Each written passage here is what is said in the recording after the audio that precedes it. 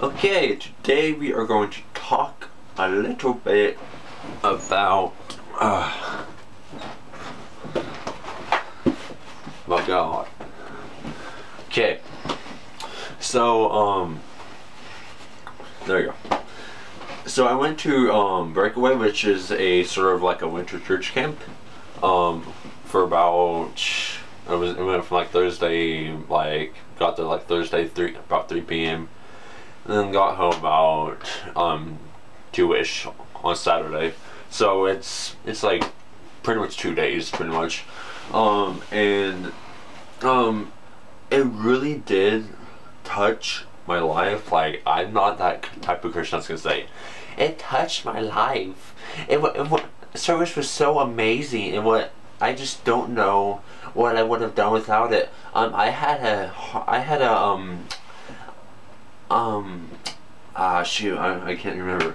Like all that Christian like vocabulary type stuff. I'm not that type of person who's gonna use it. I'm a scientist, okay? That's the simple truth of it. I'm a scientist. I'm not really that. God's so great. God's so beautiful. But seriously, no, okay, yeah, I do make some jokes about that type of stuff. But like the serious truth about it is that I really did have something change my life. I've always been pretty close to God. I've always been able to pretty much like listen to what God's trying to tell me, that kind of stuff. So it's just natural when I let Him actually talk to me. But this time at Breakaway, it seems like at camp at Breakaway, it seems that's the closest I'm to God during my year. But this time something was different. He didn't really talk to me. He led me. He led me to so in the big sanctuary type place. So I was on the right. So he told me to just start walking, like go around in the front and start walking to the left. And then eventually I got there, and then I found this kid just walking, this kid in a blue shirt just walking by, and God told me, go talk to him. So then I went and talked to him, because I'm like, what the heck, maybe God can teach me something about myself or something like that, or maybe I could just help this kid out. So I started like praying with him, and I don't really remember like all that I said. I remember like a few things, but like seriously, but when we got done praying, this kid was crying. It's like, holy cow. He said that he's been waiting for someone to give him this word. For God to use someone to give him this word for years.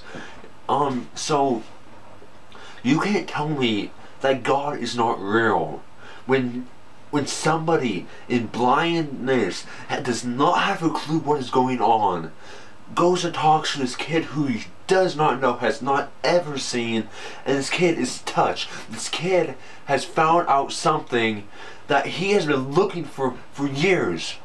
That is God. That is not normal. That is not like at all. It's like, seriously, you cannot tell me that God does not exist, because He does. He has touched lives. Me myself, I've had tons of stuff happen.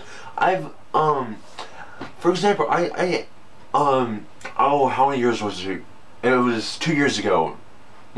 Yeah, it was 2 years ago. So I was listening to God, I was praying, trying to have God to answer something, and then this middle-aged woman, she's not old, but like around my parents' age. So she comes in and then she talks to me, and she tells me that I'm anointed in the Lord. You gave me a sign, God? Like seriously, I did not even know this person at all. You cannot tell me that God does not exist, because He does. The only reason why He gives us dinosaurs is to show us that kind of stuff. So that is what I'm gonna say about evolution. I'll say that God put the plants there so that the devil has stuff to distract us from the truth.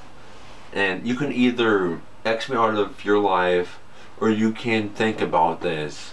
I don't care what you do, okay? But seriously, just listen to it. I'm probably gonna cut all that out anyway. So, dare to explore.